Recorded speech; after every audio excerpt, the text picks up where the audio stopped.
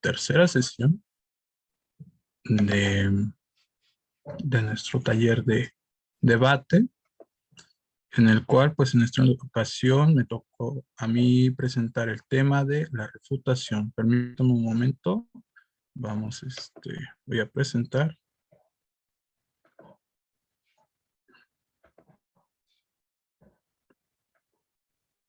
Ustedes me dicen si se ve. Sí. Sí, se ve. Perfecto. A ver. Permítanme.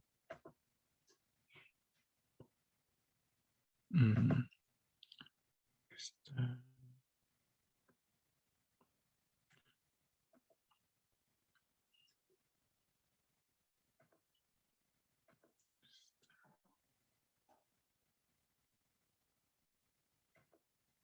Okay.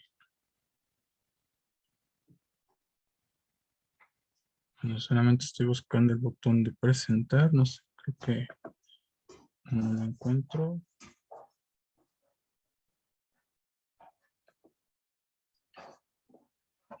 Si no, ok.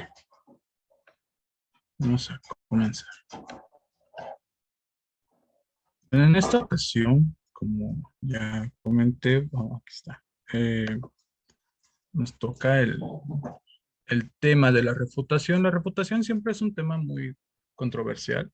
Siempre dentro del debate, dentro de la oratoria, siempre hay temas en los que desafortunadamente no estamos tan acostumbrados como deberíamos, como otras latitudes sí lo están, pero para ello pues están estos espacios, ¿no? Para ello siempre están estos lugares, estos centros que podemos acudir para poder aprender un poco más sobre el arte del debate, el arte de la palabra.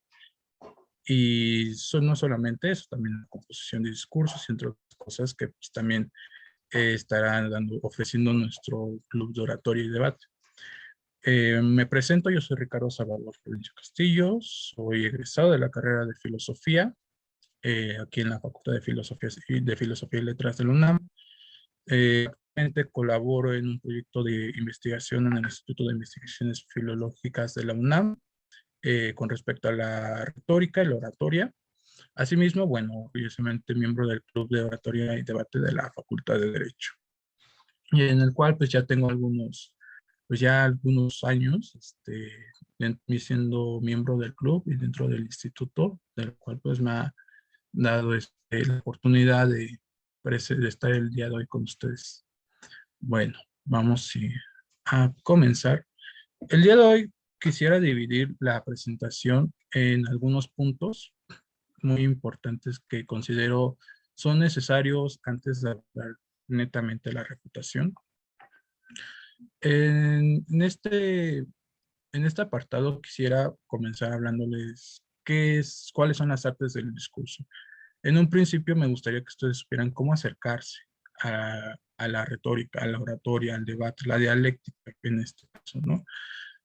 Los estudios antiguos, los académicos antiguos, no tenían como tal una noción de debate como la tenemos hoy, ¿no? Parlamentario, en equipos, etcétera, de diferentes tipos.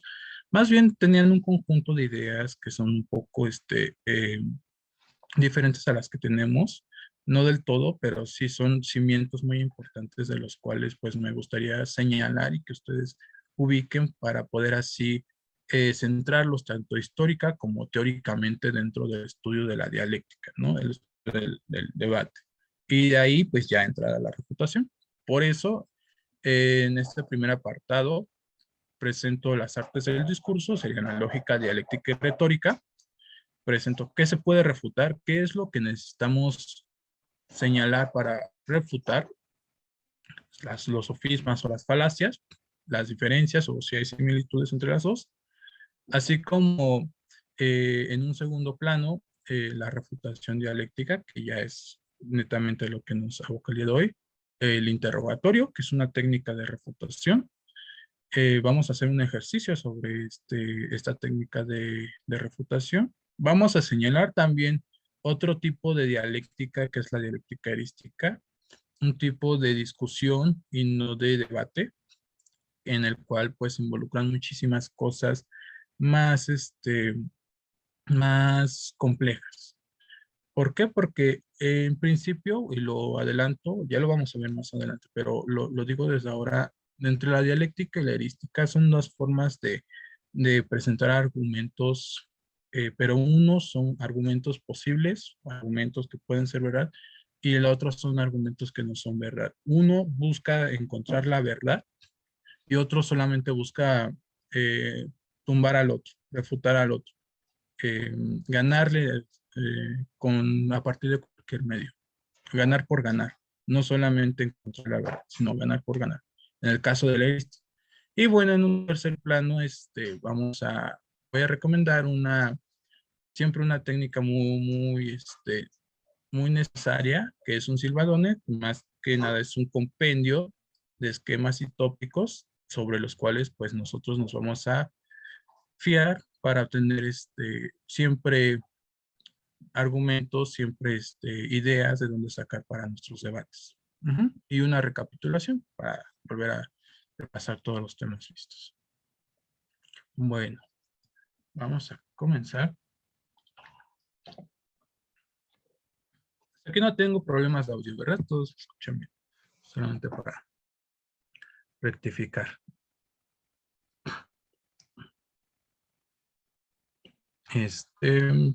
Bueno, Sí, todo bien. perdón. Digo que sí, todo bien en el audio. Ok, gracias. Cualquier duda, lo anticipo, cualquier comentario que ustedes quieran hacer, no se esperen hasta el final de la presentación. Yo no tengo ningún problema con que me interrumpan en cualquier momento, de lo cual pues yo creo que siempre una buena clase es un ejercicio de dialéctica, ¿no? Siempre es de ida y venida, siempre la discusión de las ideas es lo que más enriquece el aprendizaje. Entonces, pues en cualquier momento que ustedes sienten alguna duda, no hay ningún problema en interrumpir. Desde la antigüedad, desde la Grecia antigua hasta bien entrado el Renacimiento y el Barroco, siempre hubo una distinción más o menos clara de cómo es el conocimiento humano, ¿no? Siempre hubo una distinción entre dos vías. La primera, que es el quadrivium, que viene del latín, cuatro vías, cuatro caminos, y la segunda, que es el trivium, que es igual tres vías, tres caminos, ¿no? En la primera se enfocaba más en lo que compete al número, ¿no? Lo que compete a la ciencia, que es la aritmética, la geometría, la música y la astronomía. En este caso, están representadas es una alegoría de cada una de las ciencias por, por diversas musas. Y en el otro lado está lo que compete a la letra, a la literatura, a las ciencias humanas, la lógica, la retórica. Aquí, bueno, está presentado la gramática, que también es importante, pero ahí hay una cierta discusión entre si puede entrar o debería entrar la gramática y no la dialéctica, que es el debate. En otros grabados, otro tipo otros grabados encontrados en otras latitudes como Alemania, Italia, se encuentra más la dialéctica, ¿no? A cosa contraria que se encuentra en España, en Francia, que se encuentra la gramática. Bueno, hay eso toda una discusión para adentrarse, si a alguien les interesa, sobre por qué algunos estudiosos antiguos ponen la gramática en vez de la dialéctica. Bueno, es toda una discusión. Para ello, pues al final les voy a subir mm, una bibliografía para poder esclarecer y adentrarse más en cada uno de los temas que voy presentando. Pero en principio, pues nosotros vamos a tomar la lógica, la retórica y la dialéctica como parte del trivium, lo que compete al lenguaje, las artes del discurso. Bueno, aquí lo que presento ya es un poco más esclarecedor. La lógica, la dialéctica y la retórica, para adentrarse a las artes del discurso. En un principio, la lógica es la ciencia que estudia argumentos y los procesos de razonamiento. En este caso, para nuestro estudio vamos a utilizar la lógica formal, y esta no es más que dar forma a los argumentos y al pensamiento, al razonamiento en abstracto Y muy importante, utiliza el método de la deducción. A partir de las cosas generales, sacar una conclusión. En el caso de la dialéctica, se define como ciencia y arte del diálogo. Utiliza una lógica informal, una lógica que está más enfocada a las formas del lenguaje, a las formas de los argumentos del lenguaje que parecieran no tener forma, por eso se le llama informal. En el caso de la lógica está muy claro cómo es una deducción, cómo es un supone, se le llaman para aquellos que han estudiado lógica, diferentes esquemas de argumentación que les presentan en sus clases de lógica. Esos son formas ya fijas de pensamiento. Ay, no, ayer. Por ahí escucho un micrófono. En el caso de la dialéctica, estudia los esquemas que parecieran no tener forma, son aparentes. Por eso, si ustedes adentran más en el estudio de la dialéctica, y por ejemplo también en el libro Retórica de Aristóteles, siempre va, también otro que se llama Tópicos de Aristóteles, siempre va a decir que la dialéctica es un arte y una ciencia que se enfoca en los argumentos plausibles, en los argumentos que parecieran no tener forma, pero que realmente sí la tienen, solamente que eh, son tema de estudio de la lógica informal. Entonces, en la lógica informal, más que nada la dialéctica, se distingue por evalúa el producto final del razonamiento, que es lo que se dice, no lo que se piensa. En la lógica que nosotros estudiamos, se estudia lo que se piensa, los argumentos que se piensan. La dialéctica estudia lo que se dice.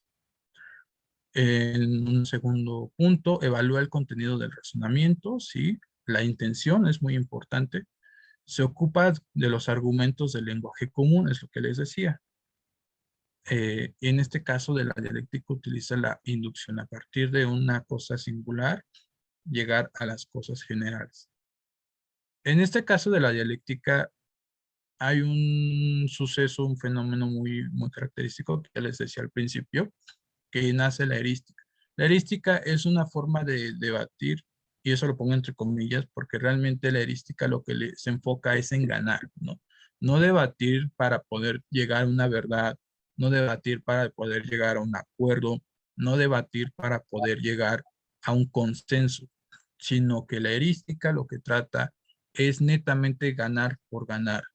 Y ganar a través puede ser de insultos, a través de diferentes fórmulas que también existen para poder tumbar a la otra persona, sin importar nada. Creo que aquí hay un comentario. Aunque las participaciones. Sí, Elías. Entonces, ¿sí me escuchan? Sí, claro. Perfecto. Entonces, la erística nace desde hace mucho tiempo, o sea, y por ende no podría ser tomada como a mal en un debate, porque ¿qué crees que se está tomando en cuenta ya ahorita que hay que tener muchísimo cuidado en no ofender, en no atacar, que porque eso no es debate, pero en sí, te comento, a mí me encanta el debate y en el debate sí tiene que haber un ataque, porque a fin de cuentas, pues alguna parte tiene que ganar y aunque se quiera llegar a un punto y estemos hablando del tema, precisamente no atacarías a la persona en sí, sino atacarías la forma en que la persona percibe ese tema para que se comprenda que no es a favor de la idea. Así que en esta parte Ricardo, ¿cómo sí trabajar la erística, pero entendiéndose qué es bien del debate y no darlo a entender que estás en contra de la otra persona? Claro, eso es muy importante. Qué excelente pregunta. Yo creo que la línea es muy delgada. La línea es muy delgada entre debate, entre dialéctica y erística, ¿no?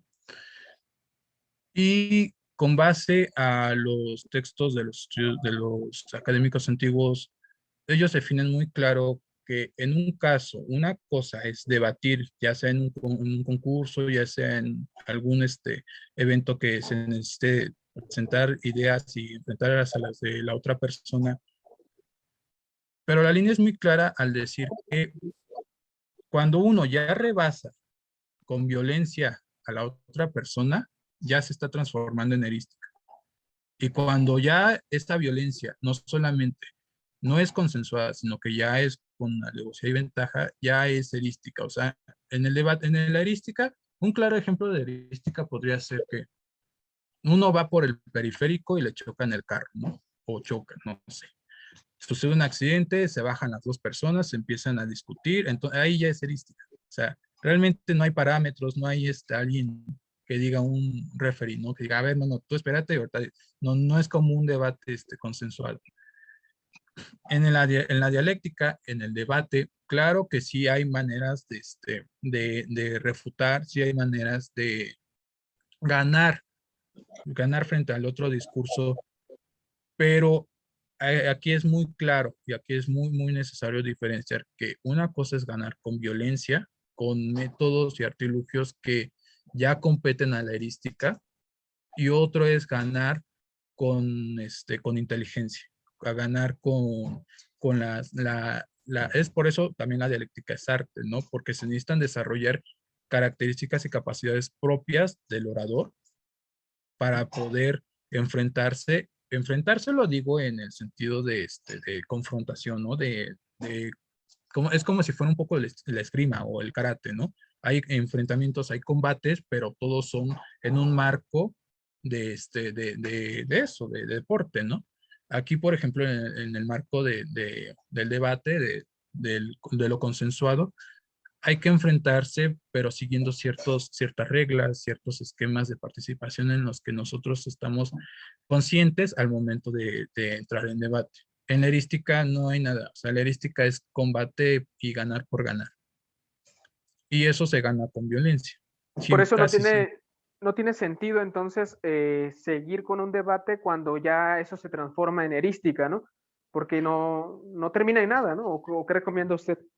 Claro, en la erística siempre, y bueno, podemos decir generalmente, siempre, generalmente, perdón, siempre, me quedo con la palabra siempre. Generalmente los sucesos de la erística son en momentos en los que uno menos se lo espera. Siempre la vida nos va a dar motivos para pelear, para luchar, para entrar en violencia. Pero cuando uno ya uno poco a poco va a ir identificando cuando ya llegan los insultos, cuando ya llegan los menosprecios, diversos puntos en los que uno ya dice, ya se siente mal, ya dice, sabes que esto ya me incita a la violencia, o me hace sentir mal. Entonces es cuando ya estamos en el punto de la erística, ya no se gana por encontrar una verdad en el caso de la dialéctica. En el caso de la dialéctica se tiene que conceder, o sea, lo que le importa a la dialéctica es encontrar una verdad, encontrar un consenso, encontrar un punto en el que ambas partes queden de acuerdo. Por eso se debate, por eso siempre se tiene como parámetros para llegar a eso, ese es el punto.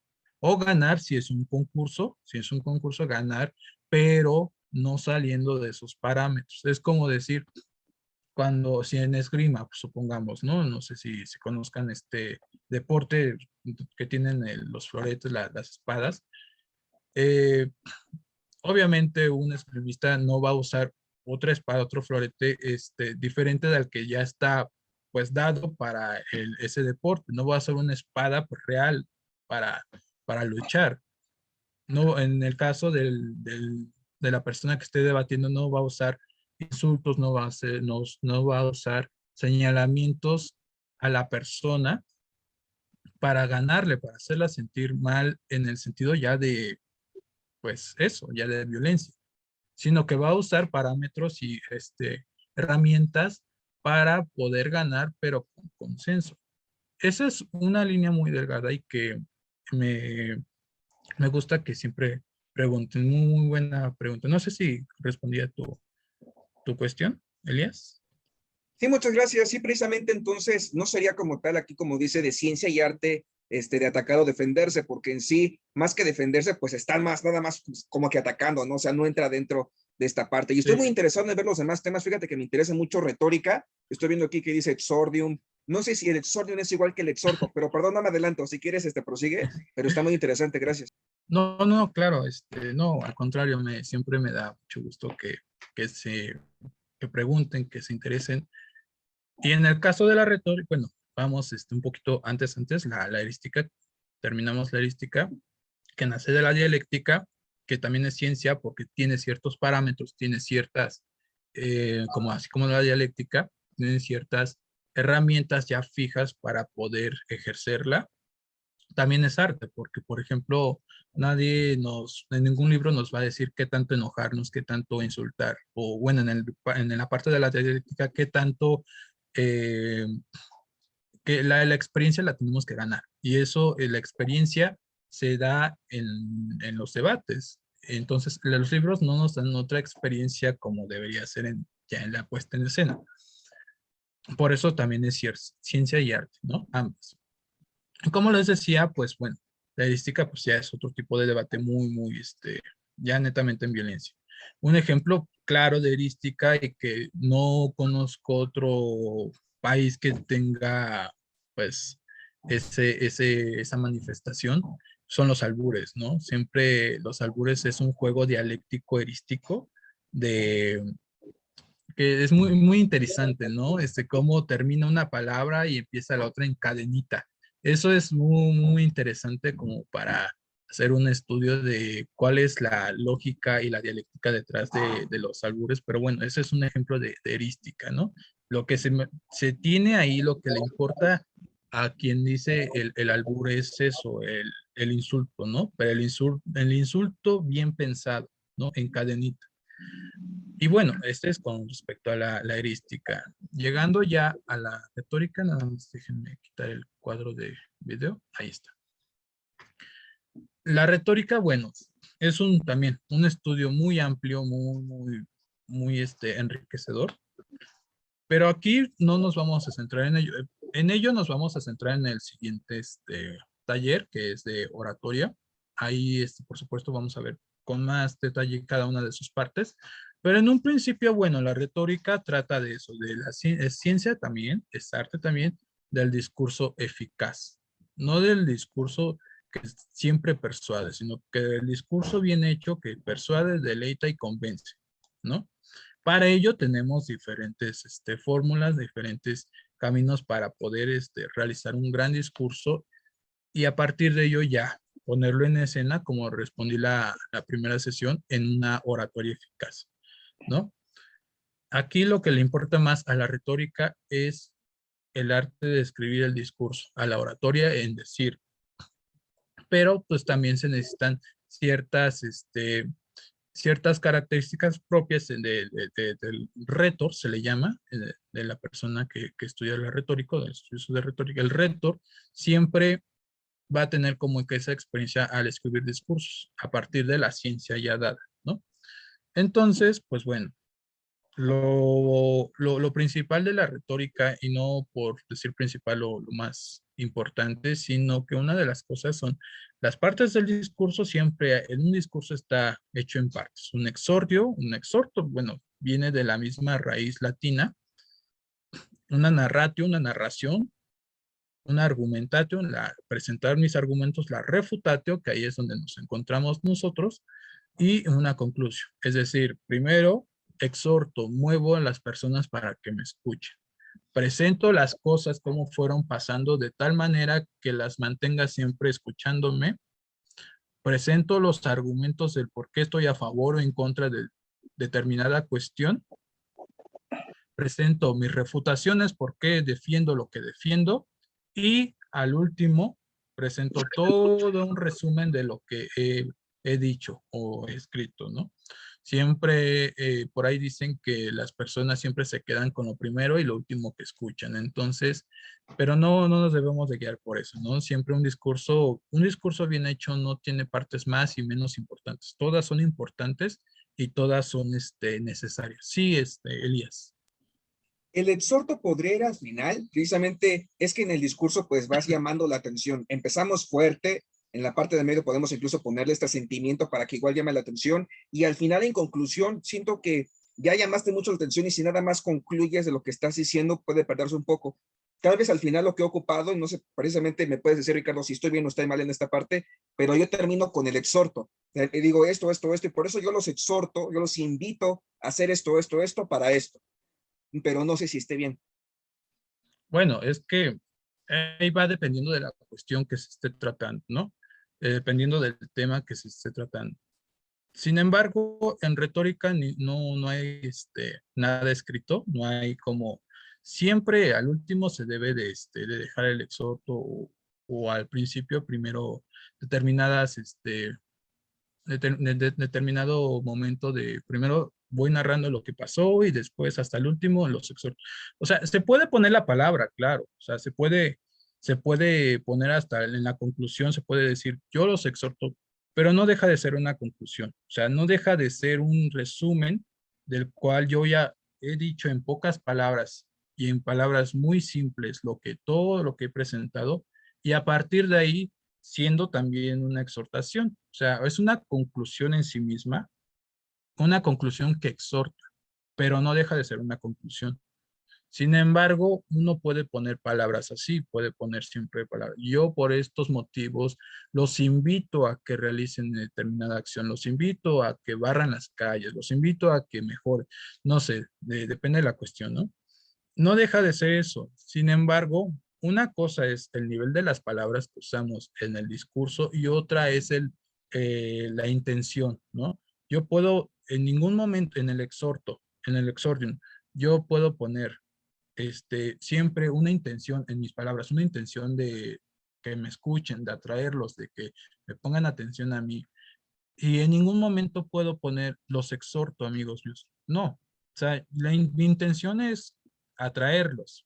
Y no necesariamente para eso debo de poner exhorto o alguna palabra que sea sinónimo a ella. No, no, no. Sino que la intención es esa. La intención en la parte, en cada una de las partes del discurso es, primero, abrir el tema que a partir de, y eso es una parte del arte del discurso, a partir de cómo es que yo sienta a las personas, tengo que saber leer a las personas, tengo que saber identificar sus ánimos o a qué tipo de personas voy a dirigir el discurso para poder a partir de ahí saber entrar en el discurso. Si yo voy, no sé, supongamos, no, yo soy, no sé, eh, ¿qué puede ser? No me gusta entrar en temas de partidos políticos, pero bueno, no se me ocurre otro. Si yo soy del PRI y llego con alguien del PAN o con una audiencia del PAN a ejercer, bueno, a cobrar tal discurso, yo tengo que saber cómo abrir el discurso para que no de facto, no de entrada ellos me abuchen, ¿no? No de entrada ellos me digan o ya ellos ya tengan ese prejuicio de, a él no le vamos a hacer caso porque pues, es de determinado partido. No, en el exordium yo tengo que saber cómo entrar, cómo hacer que me escuchen. Y no necesariamente exordium o exhorto no es sinónimo de exhortar, de invitar. O sea, puede ser invitar a que me escuchen, a jalarlos, a hacer que me pongan atención, pero no necesariamente tiene que ser ya una conclusión hasta el principio. No, no, no. O sea, cada parte del discurso tiene una intención muy clara. De lo cual, bueno, eso si usamos todas o usamos tres o cuatro de las que se presentan aquí, eso ya depende de la cuestión y del reto, ¿no? Pero en principio es eso, o sea, la intención está ahí, las palabras son otra cosa, pero las palabras que se usan son necesarias para llegar a la intención que nosotros queremos, bueno, eso pues está totalmente lícito. Ujú. No sé si respondí tu cuestión. Ok. Y por otra parte, pues está también algo que ya quizás para algunas personas ya es más común, más, em, sí, más similar a ellos, son el etos, el patos y el logos, ¿no? Siempre en el ejercicio de la persuasión, de la retórica, hay una persona, el orador, hay las emociones que se quieren mover en la audiencia y el discurso, ¿no? Siempre son estas tres partes muy importantes.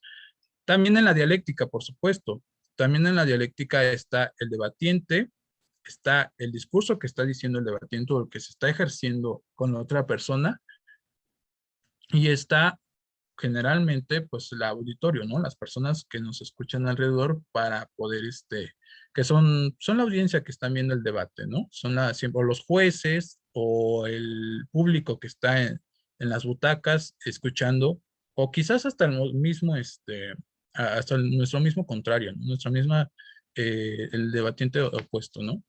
Siempre puede fungir como la audiencia también. Si nosotros ya asumimos ese papel de centralidad en lo que estamos defendiendo, ¿no? Siempre hay que identificar estas tres partes. Si no hay estas tres partes, no hay este ejercicio de dialéctica o de retórica. Y bueno, vamos a continuar con la siguiente lámina. A ver.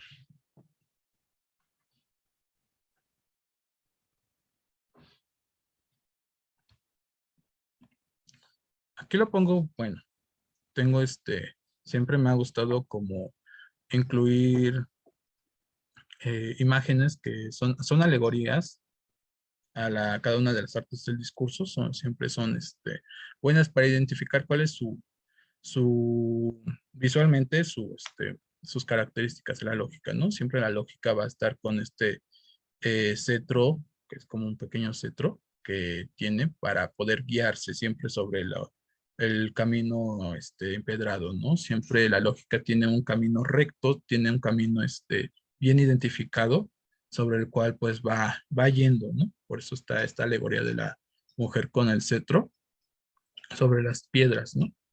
Siempre es como que da otra perspectiva ajena a lo que ya estamos acostumbrados a estudiar en los libros, ¿no?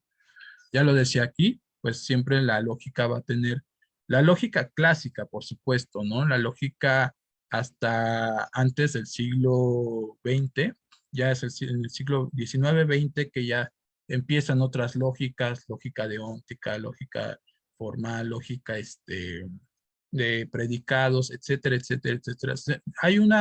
En estos siglos empieza a haber una manifestación, una gran fervor por la lógica, ¿no?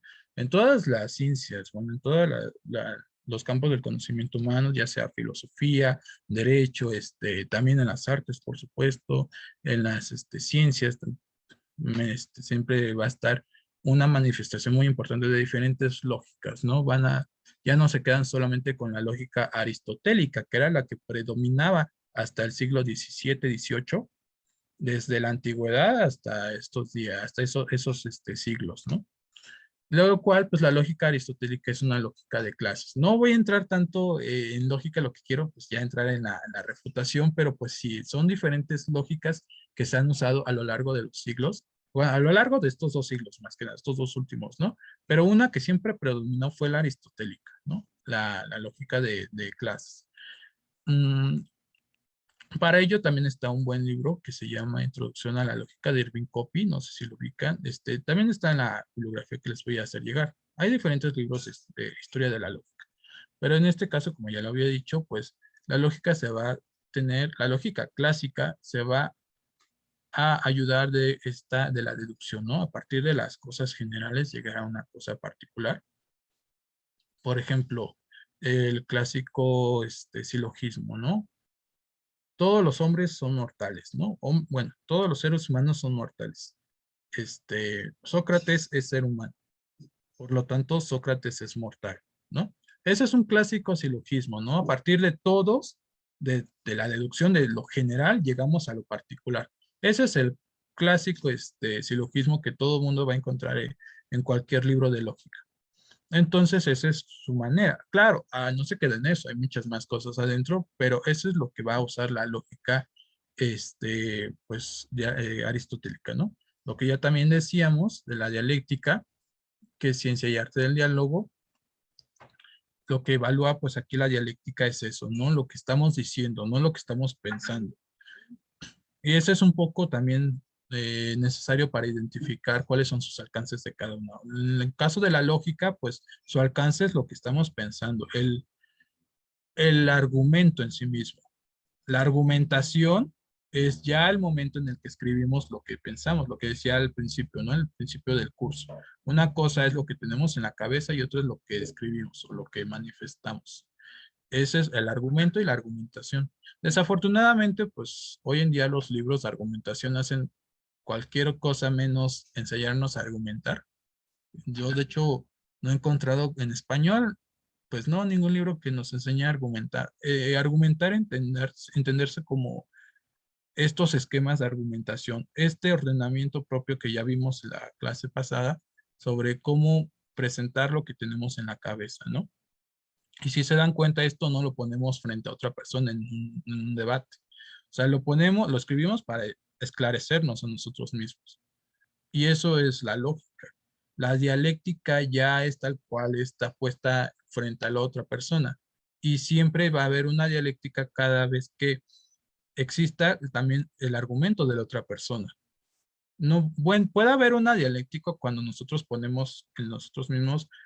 En retórica hay una tradición muy clara. Los llamados disoilogoi, los que son discursos dobles se llaman, ¿no? Nosotros mismos ponemos en dialéctica nuestras propias ideas, ponemos una lista de lo que pensamos a favor y de lo que pensamos en contra, ¿no? Y de ahí hacemos un discurso. Yo pienso esto, pero también pienso esto, pero también pienso esto. Quizás, bueno, también es muy, muy interesante mencionarlo, pero pues siempre la dialéctica es esto, ¿no? Es lo que evalúa lo que sale, ¿no? Lo que se pone en escena.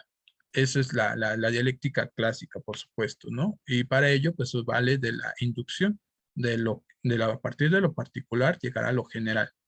Y cuando ya llegamos a lo general, a partir de lo que decimos, es cuando ya ganamos el debate. Cuando ganamos el debate es que todo lo que hemos construido a partir de una sola cosa llega a su meta, llega a vencer, entre comillas, o a llegar a un consenso y mi propuesta gana, mi propuesta es la que se mantiene o más fuerte y llega a lo general, llega a ser una verdad aparente, porque para verdades ciertas pues está la lógica, pero cuando estamos en dialéctica buscamos verdades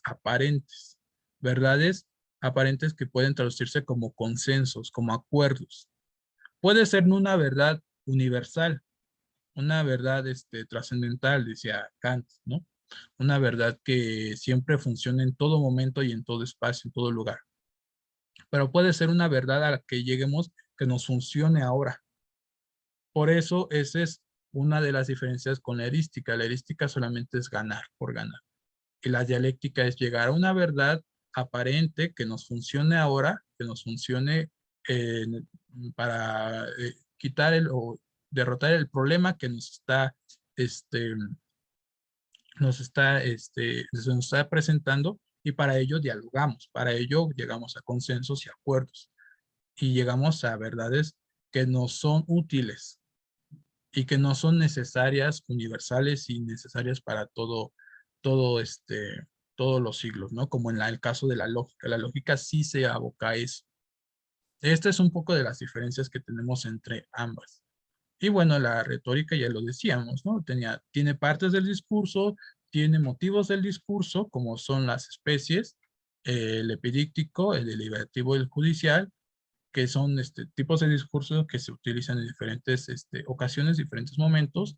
Tiene sus cánones, siempre hay una inventio. Inventio no es inventar, ¿no? Inventio siempre es encontrar a partir de lo que nosotros tenemos, nuestro repertorio de ideas, cuál es la que más nos va a servir para escribir determinado discurso. Vamos a poner nuestro discurso en un orden determinado, que es la dispositio. La elocutio, vamos a elegir las mejores palabras. La memoria, obviamente tenemos que memorizarlo y para eso también hay técnicas. Y la pronunciatio, aquí ya empieza la oratoria. Aquí ya da pie a la oratoria. La pronunciatio siempre es el pie de la oratoria. No, la oratoria abarca todo esto. Una cosa es retórica, que es esta parte en la que nos enfocamos a la estructuración del discurso, y otra ya es la pronunciación, ya es la oratoria, ¿no? Lo que decía, ya hay un triángulo retórico, un etos patos logos, también en la dialéctica, las partes del discurso, las figuras que son, bueno, son estas llamadas tropos también, ¿no? Que son muy conocidas por todo el mundo. Las rimas, por ejemplo, son tropos muy comunes. Las rimas de las canciones, ¿no? Supongamos, son tropos muy comunes eh, para embellecer un poco el discurso. Los tópicos, pues bueno, son los temas, ¿no? Son los temas de los cuales vamos a hablar. Hay una comparación entre estos discursos, entre la dialéctica y la retórica. Siempre va a haber una introducción, un desarrollo, una argumentación o refutación y una conclusión. En el debate también hay esto, ¿no? En el debate siempre también va a haber momentos en los cuales sea más necesario, más óptimo introducir lo que la propuesta que nosotros traemos, desarrollarla, argumentar a favor o en contra y concluir. Ahí, pues bueno, se puede usar la palabra exhortar, pero lo que nosotros realmente estamos haciendo es concluir para que las personas recuerden todo lo que dijimos. Si nos pusieron atención en algún punto, pues se los recordamos, ¿no? O hacemos énfasis en el punto que nosotros queremos que más escuchen, que más recuerden. No solamente lo decimos a lo largo del debate, sino que también lo hacemos memoria, lo hacemos rememoranza en la conclusión. Y si usamos para ello, pues la palabra los exhorto, los invito para hacer determinada acción, pues si es necesario, si ustedes más que nada lo sienten necesario en el calor del debate, pues úsenlo, ¿no? O sea, usar todas las herramientas que tenemos a la mano para poder ganar consensuadamente, ¿no? Siempre hay una presentación a favor en contra de la cuestión. Ahí usamos nuestras herramientas, nuestro tema, nuestra información que tenemos al momento de llegar al debate. Siempre exponemos los límites del problema, respaldamos los motivos a favor en contra de lo que estamos diciendo y la conclusión, y algo muy importante que también queríamos mostrarles es mover a la acción. O sea, no solamente que las personas escuchen o que sientan bonito, ¿no? O que sientan, que sean empáticas con lo que nosotros estamos diciendo, sino que no se queda ahí, que las personas al escuchar nuestro debate, ellas vayan y no sé, si nosotros estamos hablando en contra del cigarro, ¿no? Que ellas vayan y dejen o piensen o sientan que ya tienen que dejar el cigarro, ¿no? Supongamos. O en contra de tirar basura en la calle, que ellas digan, ah, no, bueno, si entendí, no solamente me persuadió, sino que me convenció en dejar de tirar basura en la calle. Eso es mover a la acción. Está tanto en la dialéctica como en la retórica. Y a lo largo de todo el debate siempre hay refutación, siempre hay confrontación, siempre hay réplica de todo. En el discurso, tanto en el discurso retórico como en el discurso dialéctico, siempre hay refutación en todas las partes. Claro que es una refutación pues diferente, que está abocada a una, ¿cómo podemos decirle? A una intención diferente. Cuando refutamos, bueno, cuando en un principio introducimos el tema, nuestras propuestas a favor o en contra, ya estamos hasta cierta parte refutando lo que la otra persona nos va a decir. Ya sabemos y para eso hacemos una investigación del tema, de los pros y contras. Por eso nosotros, a la entrada del debate, ya decimos de facto que estamos decimos, yo estoy en contra del cigarro por todas estas cuestiones, tanto de salud como de sociales, ¿no? Y entonces ahí presentamos el tema y ya estamos hasta cierta parte refutando lo que la otra persona nos va a decir a favor del cigarro. Ya no le damos entrada, ya no le damos pie para fundamentar o para que crezca o para que desarrolle algo más grande, algo más, una argumentación mucho más enriquecida o más estructurada, para que no nos gane, ¿no? Elías.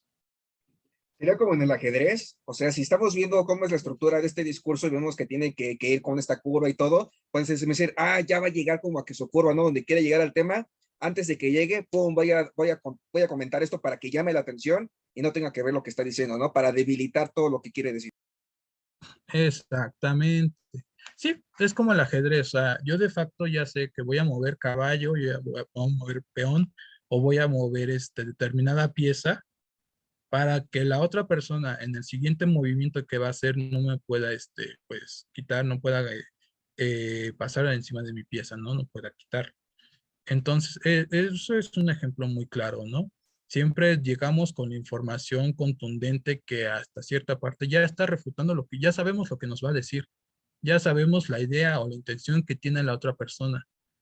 Y claro, pues nosotros llegamos con una buena presentación del tema para poder no dar pie a la otra persona. Claro, exponemos los límites del problema, seguimos construyendo a partir de lo que ya presentamos. Un punto muy importante en la refutación es que podemos nosotros refutar todos los argumentos si nosotros identificamos muy bien la intención y el argumento principal de la persona. Es decir, no importa que la persona nos haya demostrado hasta científicamente su moción a favor o en contra, si nosotros identificamos perfectamente la intención y el argumento principal y le damos vuelta, ahí ya refutamos y refutamos todo lo que ella dijo. Y eso es muy importante decirlo. Tenemos que saber identificar argumentos, tenemos que saber identificar razonamientos, los cuales, pues, para ello, pues, es importante el estudio de la lógica, ¿no? Para ello es importante adentrarse en ese saber y del cual, pues, nos va a dar esa habilidad de reconocer. Ah, tú dijiste tal cuestión, tal argumento principal, pero déjame decirte que no es así. Si tú dijiste blanco, es negro, ¿no? Entonces, a partir de ahí ya quitamos todo lo que la persona construyó, ¿no? Bueno, seguimos con respaldar los motivos a favor o en contra. Ahí es muy importante también argumentar con ejemplos, ¿no? Siempre con ejemplos, siempre con estadísticas, siempre con demostraciones, si son de la ciencia, mucho mejor, o de cualquier otro saber, pero bien fundamentadas para poder no solamente mostrar, sino demostrar lo que estamos diciendo en el debate. Y pues también al último, lo que ya les decía, mover a la acción, ¿no? Siempre mostrar el por qué tienen que seguir nuestra moción, ya sea a favor o en contra, y decir, si tenemos que hacer esto, porque si nosotros no hacemos esto, va a pasar, vamos a pensar como la otra persona, o va a pasar lo que la otra persona está diciendo, ¿no?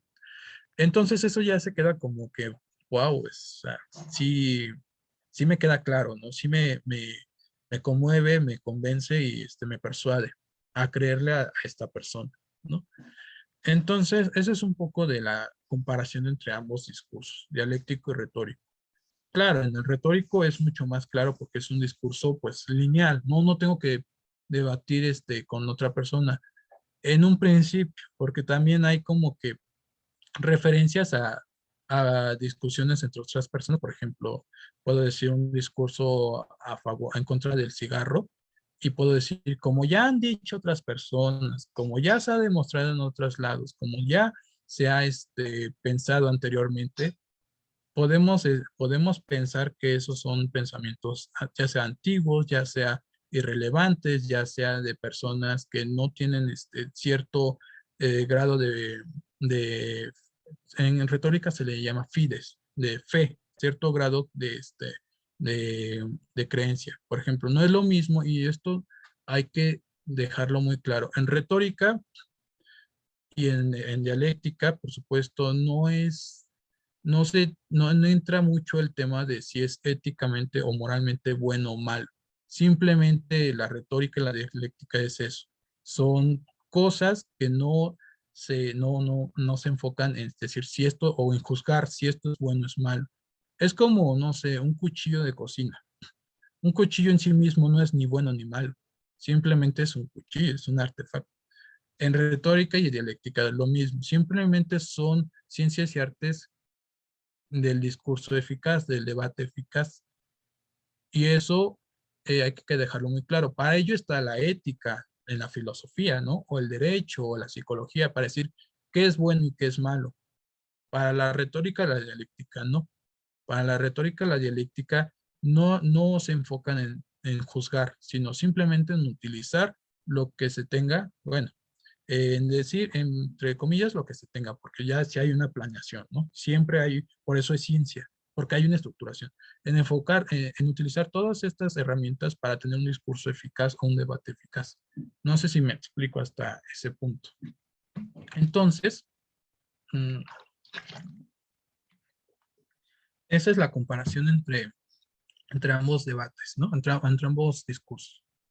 ¿Qué se puede refutar? Por supuesto. Aquí ya entramos más en materia, ¿no? Hay una larga tradición, pues, bueno, hay una larga idea, tradición de ideas que se tienen desde antaño, más que nada, y yo lo he identificado, no es por menospreciar el,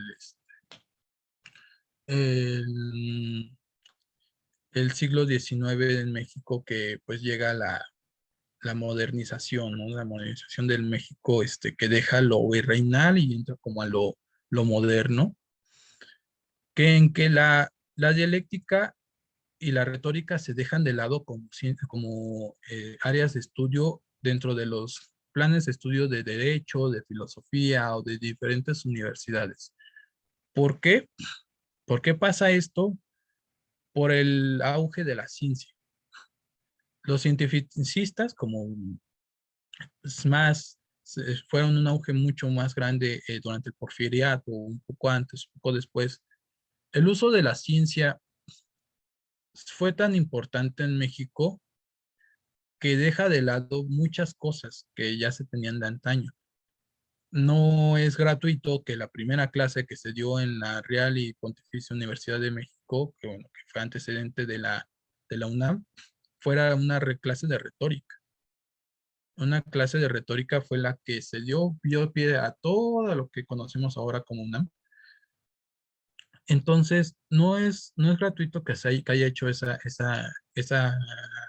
que haya sido la retórica el pie central en el estudio, porque la retórica clarifica muchas cosas, la dialéctica, por supuesto, la lógica, pero después llegado ya cierto siglo XIX, en México llega el auge de la ciencia y deja de lado muchas cosas que ya se tenían en el estudio, en los planes de estudio del derecho, filosofía, diferentes carreras, y se deja de lado y ¿cómo decirlo? Se mitifica, se deja hasta como mal visto la palabra falacia o sofisma, los cuales son argumentos de la dialéctica.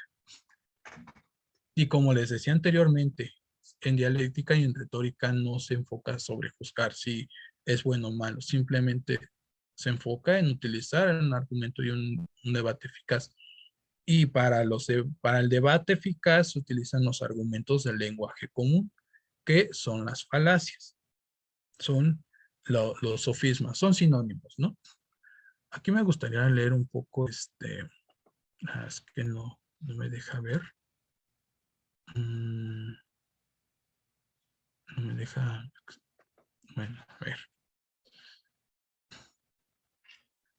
No sé si alguien me quiere apoyar con la lectura, al lado de qué se puede refutar. Sí, sí, bueno, si quiere Ah, Andrés, adelante, ¿o quién? eh, bueno, Andrés no ha participado. Adelante. Ah, no, tranquilo, puedes leer, Elías, gracias. Vas para que Bueno, participemos todos. Ándale.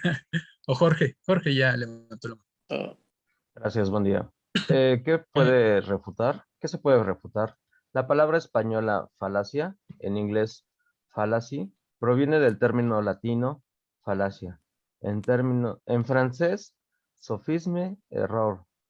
Los estudiosos modernos ok. están en su mayoría de acuerdo en que esa palabra latina, falacia, es una traducción de la palabra griega sofisma, y la mayoría está de acuerdo también en que fue el filósofo Boecio quien la introdujo por primera vez en su comentario al libro De Interpretatione de Aristóteles.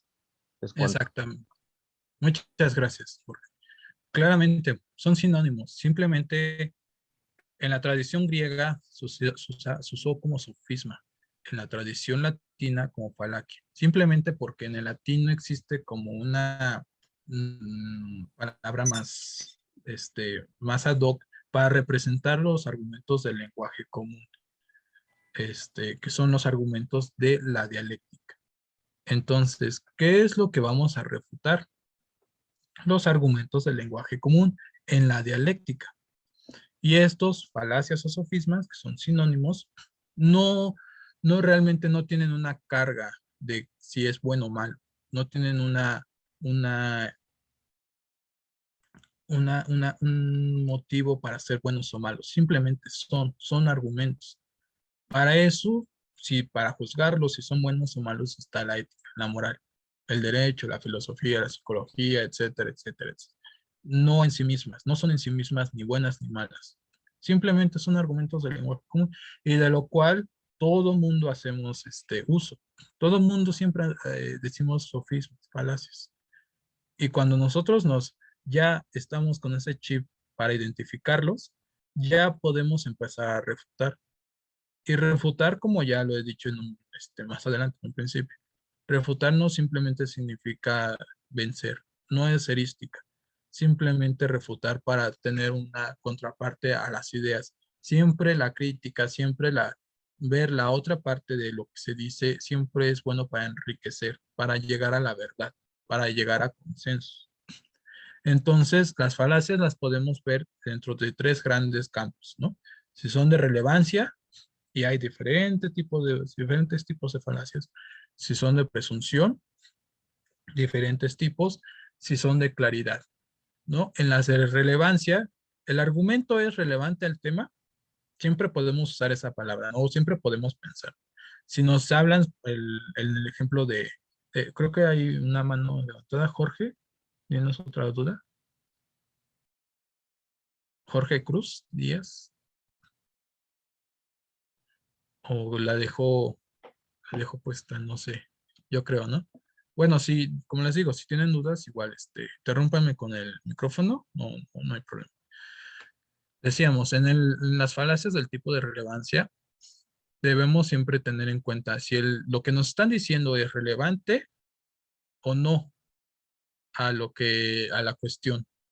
Si nos sacan estadísticas, temas, si nos dan vuelta con otro tipo de intención, podemos decir, es que eso ya no es relevante al tema. O sea, ¿qué tiene que ver que me digas que la tortilla está en 40 o 15 pesos con la necesidad de dejar de fumar, ¿no? O sea, como que no tiene tanto sentido. Y ahí podemos ya empezar a ver a ver el discurso quebrantarse del otro, ¿no? Y de este tipo, pues también existe si la fuente es relevante o no. Si nos están diciendo que la otra persona está a favor de fumar, podemos preguntarles, a ver, ¿qué fuente estás usando? ¿En qué información? ¿Qué estudio? ¿Qué académico te estás basando? Entonces ya podemos indagar, bueno, es que eso, ese académico, ese estudio, esa universidad, esa tesis no tiene mucho que ver acá porque se enfoca en otras cosas. Que lo menciona de paso, sí, pero no tiene que ver nada. Entonces podemos ir como identificando poco a poco esos resquebrajes del discurso, ¿no? Esas grietas pequeñas que existen en todo discurso. Todo discurso tiene grietas, hasta el nuestro, porque nosotros nos estamos basando en falacias, en argumentos también de la lógica, pero de los cuales los vamos a convertir en falacias en el momento que ya los decimos, ¿no? Entonces, nosotros también tenemos que ser conscientes de que tenemos grietas en nuestro discurso, pero tenemos que ser conscientes para poder enriquecerlos y para poder transformarlos en un muro sólido de ideas. En cuanto también en el ámbito de la relevancia están el apelar a las emociones. Bueno, sí puede ser usado en determinada cuestión, en determinado tema, en determinado debate, pero ahí es cuando uno ya empieza a sentirse más exaltado o llegar a las lágrimas. Eso puede ser un arma de doble filo, puede persuadir a las personas cuando uno ya llega a las lágrimas, tanto como uno puede decir, pero es que ya estás fuera de tus cabales, ¿no? O sea, puede ser un arma de persuasión como puede ser un arma de disuasión, ¿no? De decir, bueno, es que no estamos, no sé, no estamos, no nos salgamos del tema, no hay que exaltarlo, hasta la ira también, ¿no? La ira puede ser un arma de persuasión como de disuasión. Entonces tenemos que identificar también. Sí, Elías. O en esta parte de ser bueno, creo que hay un método en esta parte de llegar a la emoción sin caer en la sobreactuación, ¿no? En esta parte, pues sí creo que más vale una emoción que los datos. Ajá. En mis discursos sí ocupar datos, pero ocupa más la emoción. Por ejemplo, en lo de ahorita que está Rusia contra Ucrania, si alguien está, por ejemplo, a favor de Rusia y tiene muy buenos argumentos, muy buena investigación, fácil le digo, entonces estás a favor de que estén matando a niños. O sea, sí, sí has visto que están matando gente, o sea, te gusta que Rusia esté atacando y que estén muriendo niños. O sea, llegas a una emoción y la gente va a decir, no, pues por más que me diga que es por esto, pues no estoy a favor pues, de que maten niños, ¿no? Y entonces no estoy enojándome ni llorando, pero digo un tema delicado y emocional que a todos dicen, no, esto es incorrecto. Claro, por supuesto. Y alguien podría decir, bueno, es que realmente no estamos hablando sobre la cantidad de genocidio que hay o la cantidad de personas que hay. Quizás si el debate es así, podría alguien decir, bueno, es que no estamos hablando de eso, estamos hablando quizás hasta un debate, si es un debate económico, supongamos, ¿no? Sobre la, la, ¿cómo puede decirse? La, las consecuencias de la guerra en la economía, ya tenemos un tema específico, y si nosotros decimos eso, es que te gusta o tienes, te gusta que maten niños o que maten personas, alguien puede refutar diciendo, bueno, no, a nadie le gusta, claro que no, pero no nos salgamos de lo económico, del tema económico. Entonces, te digo, es una línea muy delgada, es un arma de doble filo, apelar a las emociones, que también, o sea, eso es muy interesante, cómo a partir de las emociones puede ser algo muy persuasivo. Todas las personas tienen sentimientos, todas las personas tienen ese grado de sensibilidad. Y eso tanto puede ser muy disuasivo como nos lo pueden poner en contra.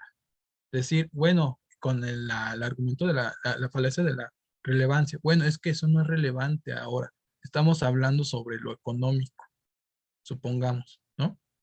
Sí, Guilemi. Sí, mi comentario va justo en torno a lo emocional, por decirlo de algún modo, porque a mí me cuesta trabajo, vamos, lidiar con este asunto. Yo soy muy emocional. De Sí, hecho, antes de que empezara la carrera, tuve familia que me dijo, no es que tú no puedes estudiar derecho porque tú eres muy sentimental y te importa la gente y los abogados tienen que ser bien duros y crueles. Y hubo un tiempo en que sí me la creí y creí que no se podía, ¿no? Afortunadamente, en el camino me he ido dando cuenta que sí funciona, que sí se puede, ¿no? Que incluso es una herramienta muy buena el claro. ser emocional. Aquí la situación es que a mí me cuesta un poquito de trabajo separar un poquito las cosas. Soy una persona que ha hecho tareas a las lágrimas, no porque no lo entienda, sino porque lo entiendo y me duele lo que estoy viendo, lo que estoy sintiendo. Y a mí me cuesta mucho trabajo exponer todo esto, porque justo yo no quiero verme como esta persona que quiere todo decirlo a las lágrimas, ¿no? Porque no es, creo que a veces hasta uno pierde seriedad y esa parte de mí no se me ha costado mucho trabajo lidiar con ella. Incluso he intentado estructurar mi pensamiento y lo que voy a decir para mantenerme muy seria, muy tranquila, pero me es difícil porque no puedo, si son temas que me pasan a lastimar o a preocupar, no lo puedo expresar así, entonces, incluso escribiéndolo, se me extienda un poquito, pero hace unos semestres compartí un escrito en otro seminario en el que nos dieron libertad de hacer un texto de lo que quisiéramos y hablar de derecho. Entonces yo escribí una poesía. Cuando yo lo estaba leyendo, yo lo estuve practicando muchísimo porque dije, no, lea. Pues ya me había salido muy bien. El día que que lo empiezo a leer frente a todos, pues no podía, o sea, mi voz se quebraba y todo, y fue horrible en el sentido de que, es que ¿por qué lo estoy sintiendo? No me gusta, porque incluso, repito, siento que pierde uno un poco la seriedad. Afortunadamente, hubo que, pues padrísimo, porque la manera en que lo dijiste me transmitió y me hizo sentir todo, ¿no? Entonces, creo que es algo muy complejo, muy complejo. A mí me cuesta muchísimo trabajo. Y bueno, centrando la duda, ¿qué se puede hacer ahí? ¿No? O sea, ¿cómo lidiar con esa situación, ¿no? Con ese carácter? A pesar de estructurar o de practicar, pues hasta ahorita se me hace sumamente difícil. Y me gusta mucho hablar en público. No, esa parte no me cuesta trabajo. Lo que me cuesta trabajo es no mezclar lo que estoy sintiendo o lo que me pudiera mover a mezclarla con mis argumentos. Esa parte me cuesta mucho trabajo. Claro, sí, muchas gracias por la participación. Es muy importante. Qué bueno que me hizo ese señalamiento. Más que nada, en principio jamás dejar de sentirlo, ¿no? Aquí no venimos, ni la retórica ni la dialéctica viene a cambiar a las personas en el sentido de cambiar su personalidad. Cada quien nace con una determinada personalidad, con un determinado estilo en el discurso, una determinada forma de expresarse en el discurso o en el debate. Lo que viene aquí la retórica o la dialéctica a señalarnos es a proporcionar eso, a ordenarlo, a ponerlo en su punto específico. Lo que yo diría aquí es jamás dejar de sentir nuestras emociones. Si tenemos el llanto, jamás dejar de sentirlo, la ira, la melancolía, la tristeza. Eso no, jamás dejarlo de lado, porque pues es que eso es lo que nos conforma como oradores, oradoras, oradores. Eso es lo que nos conforma y lo que nos da nuestro estilo. Lo que sí estoy a favor es de administrar. En el caso de usted, Guilemi, supongamos en un discurso, bueno, en un discurso retórico, puede administrar, poner las cosas más fuertes, lo que usted le da más confianza, lo que lo hace, la hace sentir más fuerte al principio y al final, y a la mitad quizás poner las cosas más delicadas. Supongamos, eso es un ejemplo, ¿no? Pero jamás de sentir, no, jamás dejar de sentirlo. Puede usted encaminarnos junto con usted en su corazón a través del discurso a sentir esas mismas lágrimas. Y es que uno le da pena porque, por ejemplo, y lo entiendo, porque uno le da pena que nos vean porque siente uno que no nos entiende. Cuando uno ya nos entiende, cuando uno ya sabe por qué estamos llorando, las causas, ya sabe el motivo, ya llevamos de la mano a la otra persona para que sienta lo mismo que nosotros, hasta nos sentimos más en confianza y sentimos más, podemos sentir con mucho más, confianza, valga la redundancia, en sentir nuestro enojo, nuestra furia, nuestra tristeza, nuestra melancolía. Entonces, yo no digo que dejemos de sentir ninguna de esas pasiones.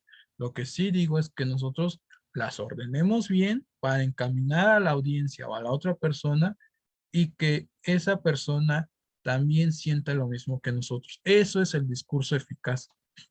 Eso es el debate eficaz. Cuando la otra persona siente exactamente lo mismo que nosotros. Porque nosotros no podemos persuadir, ni convencer, ni deleitar si nosotros mismos no sentimos lo que estamos diciendo. Entonces, si dejamos de sentir lo que realmente queremos decir, se cae todo. Se cae absolutamente todo. Lo que yo digo es que debemos de encaminar a la otra persona junto con nosotros a través del debate, a través del discurso, para hacerlo sentir lo mismo que nosotros. Y ahí es cuando ya hay un discurso eficaz, cuando ya hay un debate eficaz. Pero no sé si respondí la pregunta. Es eso. Siempre el debate, la dialéctica, la retórica es eso. Sí, Darnos busco proporciones. una calculadora. Sí, muchas gracias. ¿Sí? Ahí hay otro micrófono prendido, no sé si quiere hablar, si no, bueno. Entonces, eso es un poco de cómo trabajan las falacias, ¿no? La claridad, por supuesto, el argumento es aparente porque algún término es ambiguo, ¿no? Debemos de siempre nosotros estructurar nuestros argumentos claros, no dar pie a la ambigüedad. Y cuando nosotros identificamos la ambigüedad en los argumentos de la otra persona, ahí es cuando podemos mencionarle. Este argumento no es claro, no es específico, no va con el tema por esta ambigüedad. Ahí es cuando podemos dar vuelta a los argumentos de la otra persona o confrontarlos, ¿no? No siempre tenemos, es que nosotros ya tenemos una carga de que refutar o que ganarle a otra persona es sinónimo de fortaleza. Yo soy más fuerte y me impongo ante ti. No, no, para nada. El debate es eso, consenso, acuerdo, llegar a una verdad. Pero lo que sí hacen las falacias y la refutación es poner la otra cara de las ideas que nos están dando o que estamos dando, ¿no? Entonces, en ningún momento tenemos que tener esta idea de que algo bueno es bueno o malo. Simplemente esto es neutro y hay que tener esa idea siempre, ¿no? Claro, también hay momentos y qué bueno que mencionó Guilherme este parecer, su opinión. Hay momentos, lo que decimos, hay que estructurar nuestras pasiones en el discurso y hay que estructurar qué vamos a refutar en el discurso, qué vamos a refutar en el debate. En el exordio, siempre, y los estudiosos antiguos ven más conveniente, no es necesariamente, pero ven más conveniente persuadir al corazón. Igual en la narración, persuadir al corazón. En la refutación, convencer a la razón. Perdón, persuadir al corazón, convencer a la razón y deleitar al corazón, al último. Claro, ya lo he dicho en la primera clase, hay una diferencia entre persuadir, convencer y deleitar. Persuadir con herramientas que llegan al corazón, convencer a la razón con argumentos lógicos y deleitar a través de nuestro estilo, a través de nuestro ornato en las palabras, a través de nuestra acción al momento de decir el discurso, al momento de debatir. Hay momentos, claro, hay momentos en nuestro debate en el que debemos de tener muy claro qué quiero hacer aquí, quiero convencer, quiero persuadir o quiero deleitar. Y para ello hago uso de mis emociones, de lo que estoy sintiendo. No sé si queda claro hasta ese momento, este lugar. Ok. Claro, ya lo habíamos puesto, que es dialéctica, tiene una tradición griega, por supuesto, dialéctica. Lo que le decía, la inducción muy importante en la dialéctica, llegar desde lo particular hasta lo general. La inducción parte de los hechos y de las opiniones para encontrar la verdad de lo particular a lo universal. Parte de las opiniones, por eso la dialéctica siempre se representa con una balanza. No es la justicia. La dialéctica también tiene una balanza para comparar las dos partes, las dos mociones. Siempre se comparan las opiniones, los hechos, los estudios, todo se compara en el momento de debatir. Y una técnica muy eficaz, muy útil, es el interrogatorio, ¿no? Ya hemos dicho que hay momentos en el discurso, tanto dialéctico como retórico. Ya hemos dicho qué vamos a refutar en cada momento. Ya hemos dicho a qué nos vamos a abocar en cada momento del discurso o del debate. Ya hemos dicho cada una de esas partes, pero ahora vamos a decirlo cómo. Aquí, el interrogatorio tiene varios fines. Tanto podemos, al momento de investigar nuestro tema, antes de debatir, nos puede dar pautas para escribir nuestra información, para investigar nuestro tema, tanto en el momento que ya estamos debatiendo. Podemos siempre usar estas preguntas. Y estas preguntas nos dan pie para identificar falacias. Por ejemplo, si yo empiezo, a ver, vamos a ver, aquí tengo mi puntero láser. ¿Sí ven el puntito rojo? Por ejemplo, no sé, si yo puedo comenzar desde esta pregunta, no sé, en el caso del cigarro, ¿no? Estoy en contra del cigarro. Si nos dicen,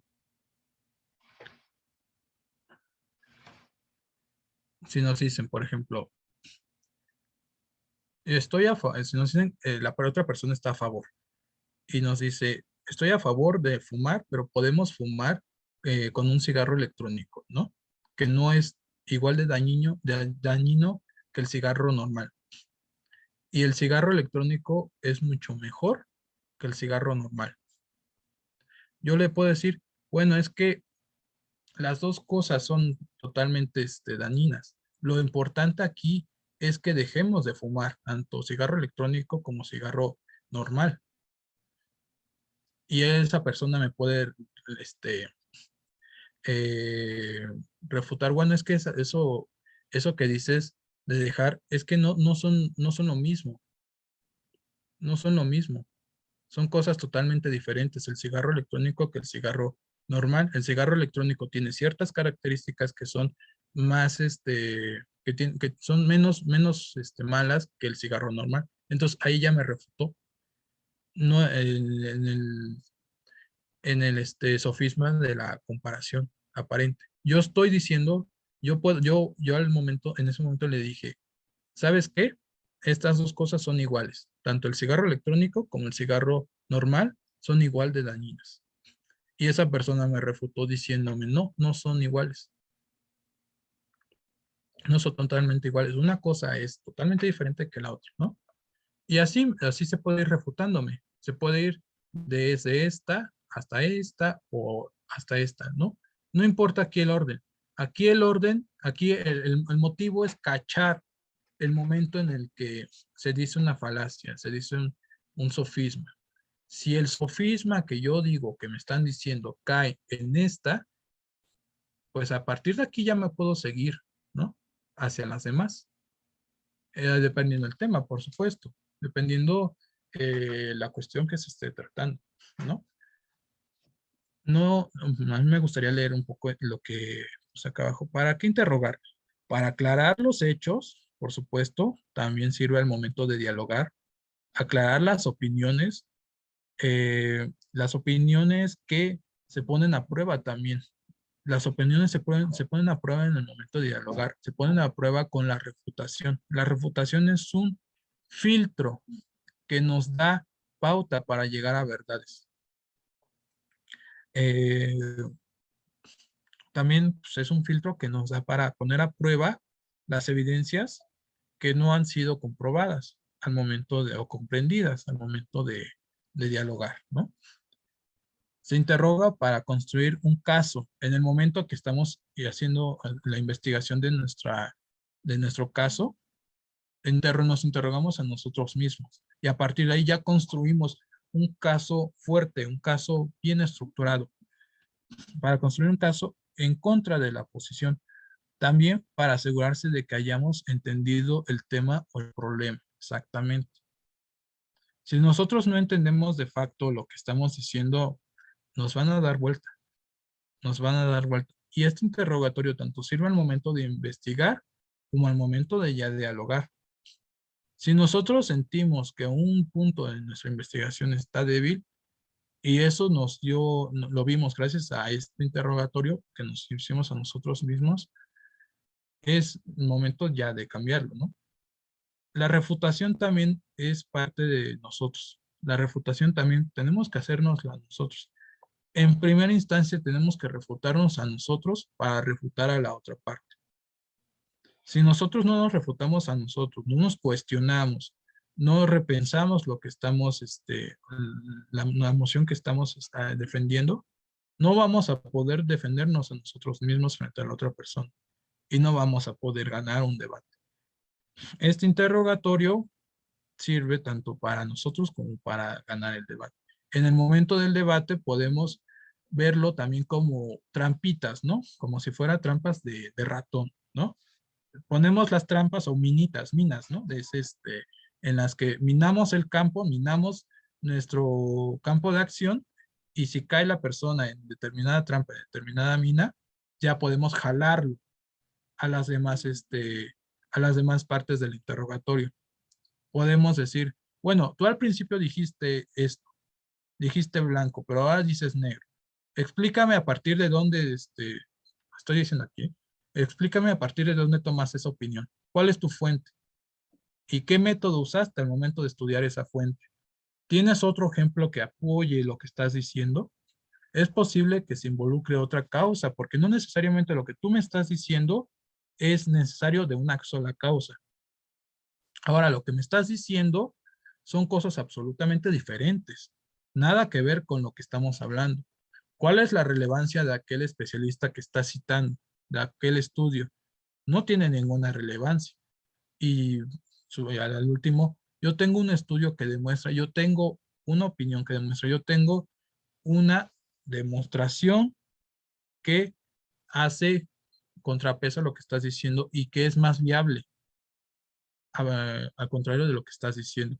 Por ello, lo que estoy diciendo tiene un sentido mucho más claro, tiene una lógica mucho más clara y tiene una tiene una vialidad mucho más efectiva, al contrario de lo que nos estás presentando. Por ello, yo los exhorto, amigos míos, a que sigamos esta opinión, a que sigamos lo que estoy diciendo, ¿no? Entonces, si yo mino mi campo de acción, pongo trampas bueno, trampas son un poco más delicados, ¿no? Pongo estos sofismas a lo largo del campo de acción de lo que estoy diciendo, puedo jalar a la otra persona, puedo refutar lo que la otra persona me está diciendo. Entonces, eso es un poco cómo funciona el interrogatorio. Aquí solamente puse algunos sofismas. Hay muchísimos más. Hay un libro que se llama La fauna de los sofismas. También lo voy a subir en el grupo. Y ahí está un compendio de todos los sofismas que pueden haber. Hay muchísimos más, ¿no? Pero ese es un compendio solamente básico para adentrarse en los sofismas, en los argumentos aparentes. Son argumentos aparentes. No son no son verdaderos en sí mismos. Son aparentes. Por eso tanto Aristóteles, Cicerón, Quintiliano, Teón, diferentes retores antiguos, que tienen ya forjar una tradición en la retórica y en la dialéctica, los mencionan como argumentos aparentes, porque no son ni verdades ni falsedades, solamente son apariencia. Entonces, no sé si tengan alguna duda con respecto a esto. Ustedes pueden poner muchísimo más falacias dentro de este interrogatorio, o cambiar totalmente todas y usar las que ustedes quieran. Pero el punto es eso. El punto es usarlas. El punto es identificarlas, estudiarlas, identificarlas y usarlas para que al momento de su refutación sea efectiva, tengan un debate efectivo. Claro, siempre con la idea de que un debate es para llegar a la verdad, para llegar a un consenso. O diferentes tipos de debate, por supuesto. También existen los debates que se van a ganar por ganar, pero sin usar violencia. Y eso es totalmente lícito. Sin embargo, eso no nos excluye de este uso de herramientas. Hay muchísimas más. Cicerón, Quintiliano, Aristóteles mencionan muchísimas más técnicas de refutación, y eso los pueden encontrar en sus libros llamados tanto de Aristóteles, ¿cómo se llama? Aristóteles hace todo un tratado grandísimo en torno a eso. No sé si se ve. Bueno, a ver, permítame.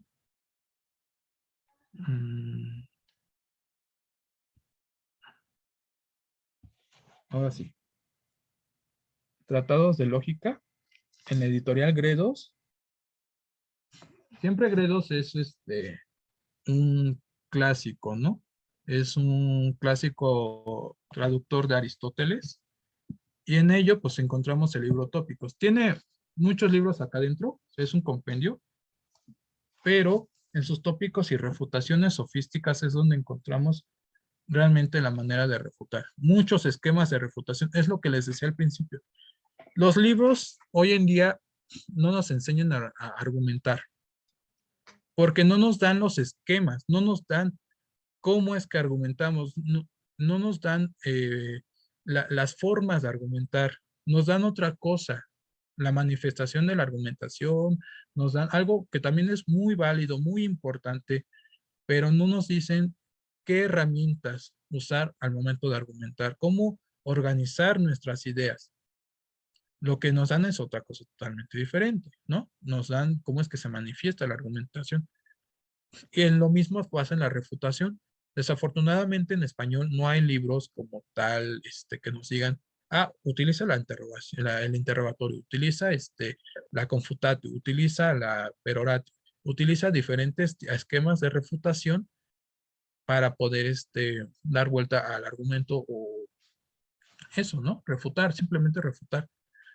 Entonces, los invito pues a que con base a la bibliografía que les proporcionaré, pues a adentrarse en eso. Siempre es muy interesante, siempre es muy satisfactorio saber cómo tanto exponer, confrontar nuestras ideas también. No sé si haya quedado alguna duda con respecto al interrogatorio. Si nos da tiempo.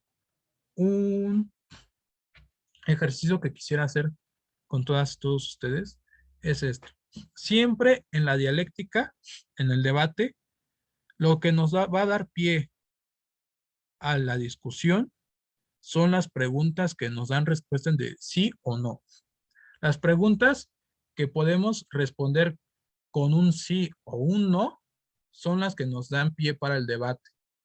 Y una pregunta muy común o muy comprensible que podemos hacer uso ahorita en un rápido ejercicio es, ¿de la costumbre nace el amor?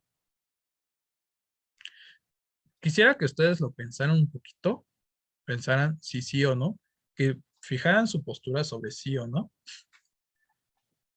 Y quisiera que pues me apoyaran a resolver este ejercicio. No sé quién podría animarse. Tenemos a Elías y tenemos, me gustaría otra persona, o otras dos personas, tres, no sé, que formáramos un pequeño grupo de a favor y un pequeño grupo en contra. O también podemos hacer una lluvia de ideas, ¿no? ¿Quién a favor y quién en contra? Podría decir. A ver, tenemos a Elías a favor o en contra. A favor. Guilemi, A favor.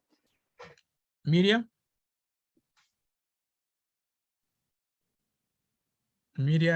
Odette, En contra. en contra. A ver, vamos En a contra. poner el argumento, el argumento a favor. ¿Qué podemos decir?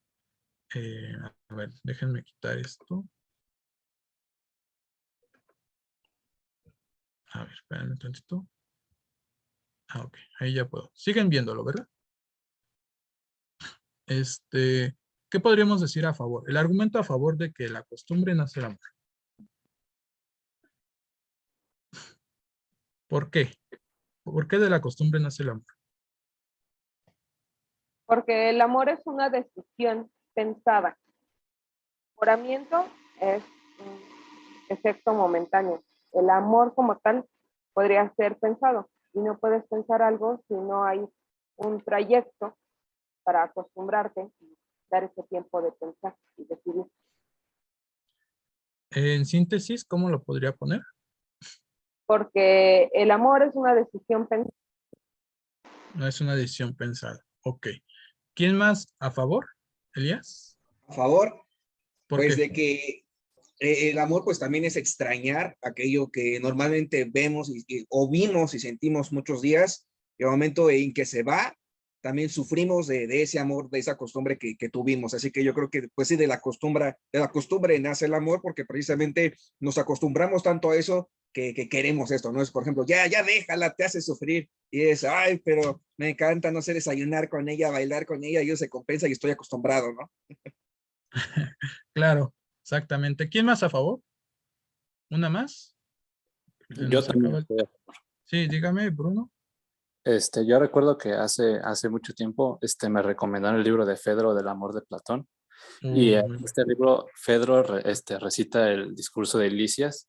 Y Lisias dice que la forma más pura de amor nace de la amistad, ¿no? Pero la amistad nace de la constancia, del trato y del entendimiento entre dos personas puramente desinteresadas, ¿no? Entonces, el amor se da más fuerte y tiene lazos muy fuertes entre las amistades, y las amistades se cuidan con el tiempo, ¿no? Con el trato y pues sí, con el tiempo. Ok, bueno, podemos exponer que al argumento a favor que la,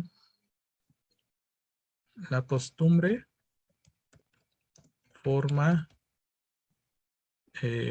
lazos, podríamos poner, que fortalecen el amor, ¿no? Nuestro primer argumento. Ahora un argumento en contra. ¿Quién estaba en contra? ¿Miriam? No estaba en No. contra. Sí, yo. Ah, ok. Ajá.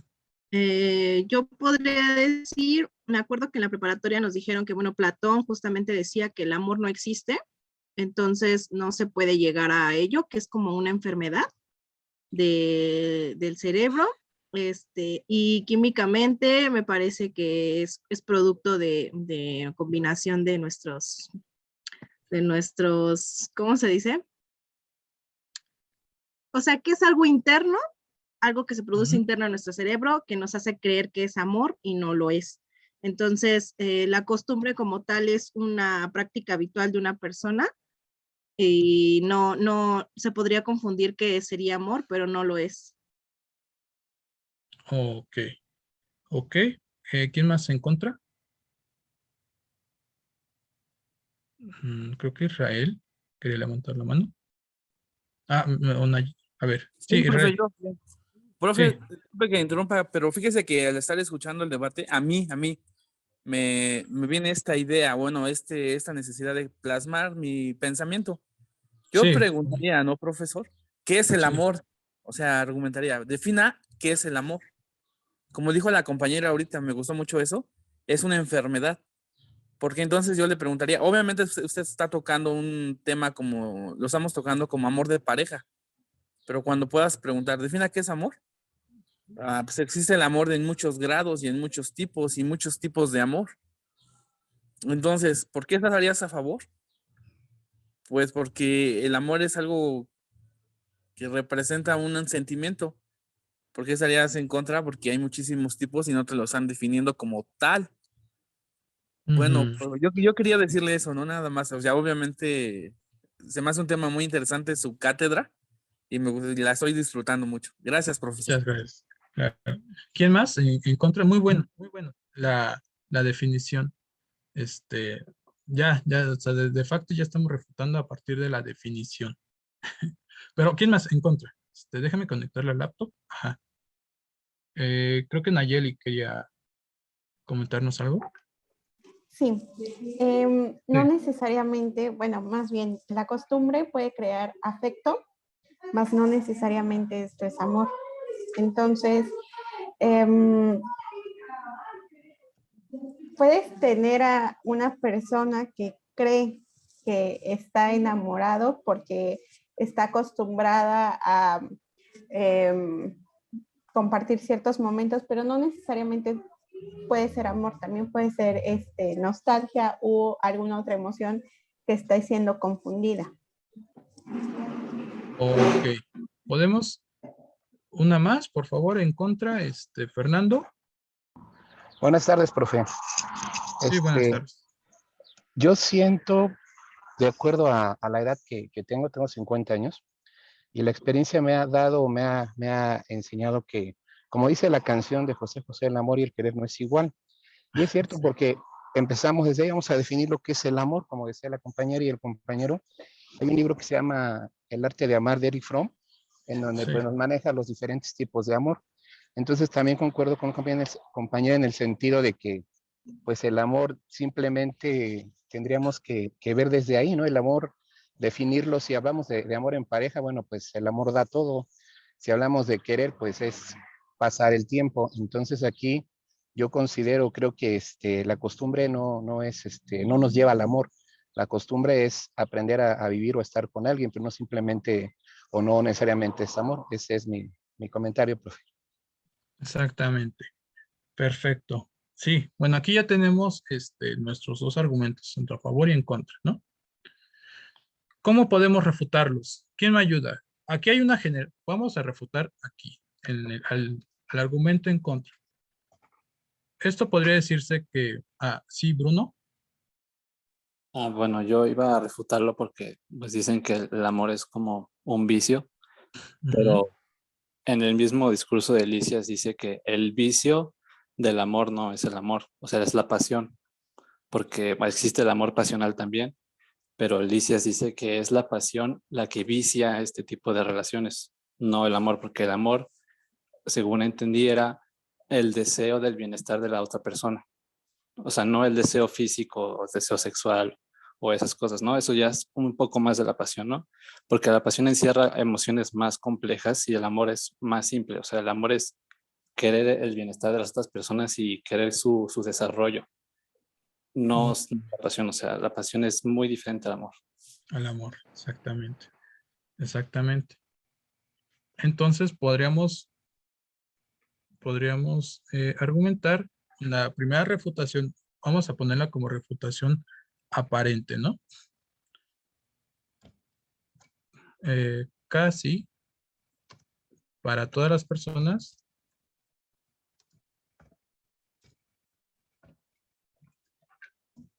se guían por la pasión. Y esto estamos haciendo una generalización.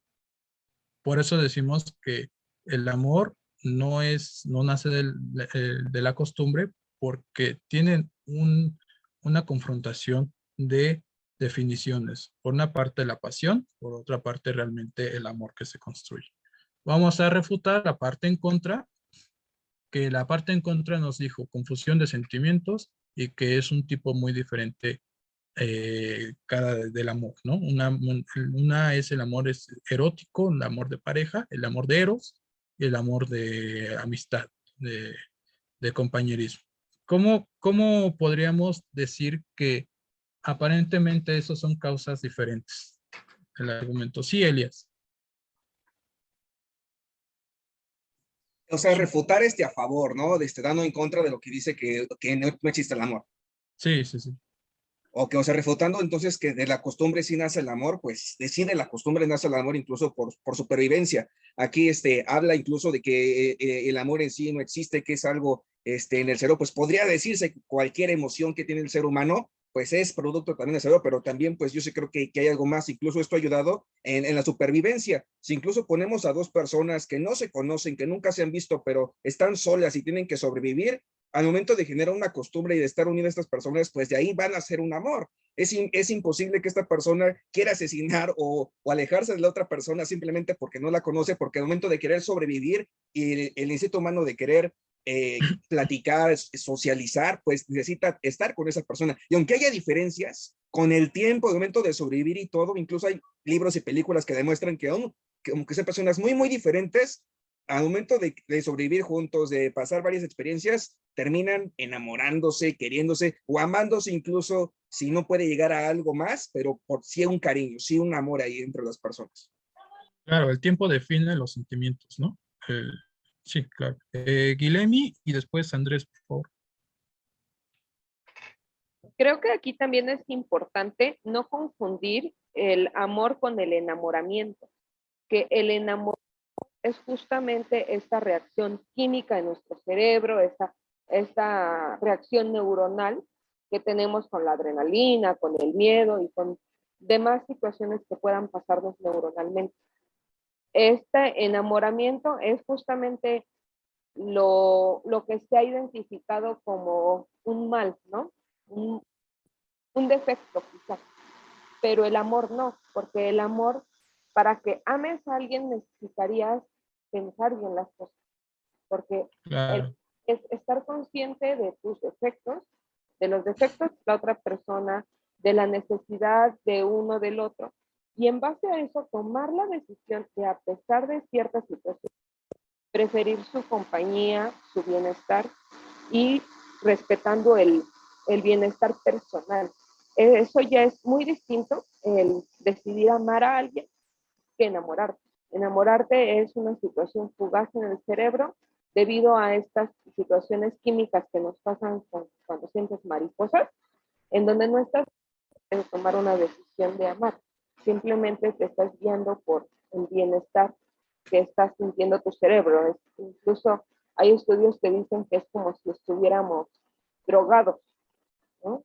Es eso, o sea, estás así hasta mansito, ¿no? Y, ay, sí, mi amor, todo lo que tú digas, todo lo que tú mandes, pero pues realmente es por esta situación neuronal.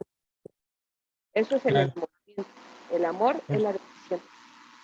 por supuesto. Una última que había mencionado por ahí. Creo que ya bajó la mano. No sé si era Andrés o alguien más. Sí, Andrés Quintana. Sí, gracias. Bueno, más que todo tenía como...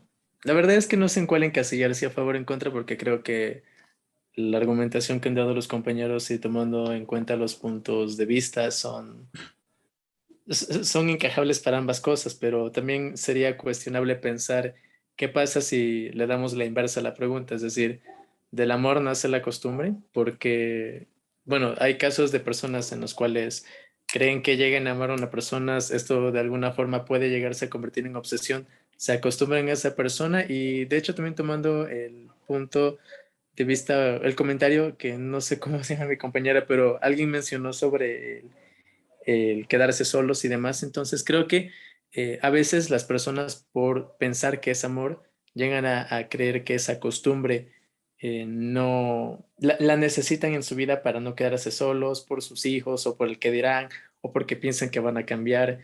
Pero asimismo también hay ejemplos como los de, por ejemplo, una madre que, por primeriza en este caso, que se embaraza en el momento que ya sabe que está embarazada, a pesar de no tener en sus brazos al hijo en ese momento, puede pensar en que ya ama ese ser porque es parte de sí misma. O incluso a veces en las cosas, bueno, en cuestiones de religión, por ejemplo, hay cosas que dicen Dios te ama desde el primer día de la concepción y demás. Entonces, es interesante porque no sé en cuál encajar porque ambas cosas tienen argumento positivo, no sé. Sí, creo que esa me iría más en contra, ¿no? Por la definición. Ajá. Aquí iría un sofisma de definición. Y ahí iría tu comentario, realmente. Pero el comentario, bueno, un poco para, ya nos quedan algunos minutos para avanzar con el otro, la otra casilla que mencionó Elías, que, ¿no? El amor, la costumbre, el tiempo, da, da pauta para fortalecer las relaciones, ¿no? Entonces, lo que podríamos refutar, la confusión de sentimientos, podríamos decir, no, el tiempo fortalece, no, da pauta para definir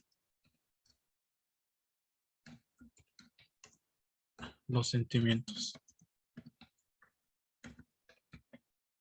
Claro, aquí ya se puede ir refutando. Si nos damos cuenta, esto ya se vuelve una cadenita. Es lo que básicamente quiero que vean, ¿no?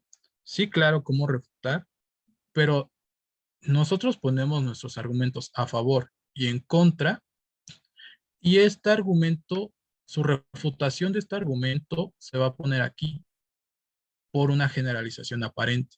La refutación de este argumento se va a poner aquí por una causa aparente. Entonces, aquí voy poniendo los sofismas que voy usando. Aquí también. Aquí voy poniendo el sofisma en sí mismo. Si nos damos cuenta, se va haciendo como una X, así como, bueno, algo escalonado, ¿no? Entonces, aquí igual.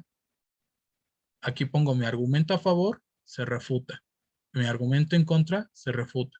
Este cuadro, pues, puede ser muy útil para todas y todos ustedes al momento de hacer su investigación. Antes de entrar a un debate o en el debate en sí mismo, pueden ir anotando lo que les va diciendo la otra persona y usar el interrogatorio. Ese es como se usa el interrogatorio.